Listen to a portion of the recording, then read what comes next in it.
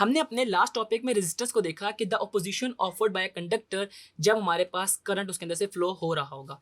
अब एक ऐसी भी कैरेक्टरिस्टिक्स होती है किसी बॉडी की वो जो उस ऑपोजिशन को कैंसिल करती है या हमारे पास जो अलाउ करती है चार्जेस को मूव करना एक कंडक्टर में से या इसके अलावा किसी भी सरफेस में से, एंड इट इज कॉल्ड हमारे पास कंडक्टेंस। तो आइए स्टार्ट करते हैं अपना नेक्स्ट टॉपिक जो कि है कंडक्टेंस। कंडक्टेंस को बेसिकली डिफाइन किया जाता है रेजिस्टेंस के रेसिप्रोकल से, and it is defined as the reciprocal of a resistance of a conductor is called conductance. इसी वजह से इसको हम 1/r भी कहते हैं और इसको डिनोट किया जाता है g से।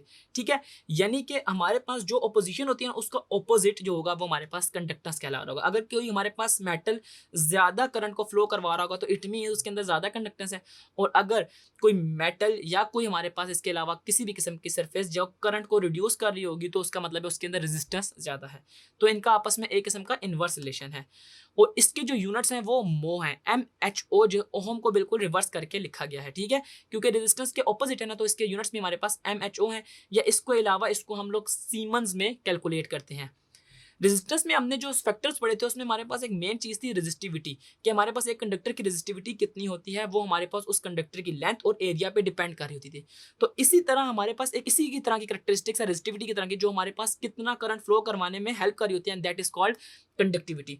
और कंडक्टिविटी को भी हम रेजिस्टिविटी की बेस पे डिफाइन करते हैं, and it is defined as the reciprocal of the resistivity of the conductor is called conductivity. ठीक है जी, कि हमारे पास रेजिस्टिविटी का ऑपोजिट हमारे पास कंडक्टिविटी का ला रहा था, और इसको हम सिग्मा से डिनोट कर रहे होते हैं 1/रो।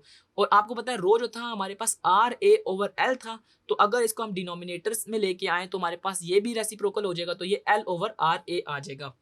और इसको हम लोग मेजर कर रहे होते हैं मोह पर मीटर में, कि जिस तरह हम रेजिस्टिविटी को ओहम्स मीटर में कर रहे होते थे, तो हम कंडक्टिविटी को मोह पर मीटर में कर रहे होते हैं, कि हर चीज इसमें रेसिप्रोकल हो गई है। तो ये था हमारे इस टॉपिक का कंक्लूजन, जिसमें हमने देखा कि रेजिस्टेंस का ऑपोजिट कंडक्टेंस और रेजिस्टिविटी का ऑपोजिट हमारे पास कंडक्टिविटी कहलाता है।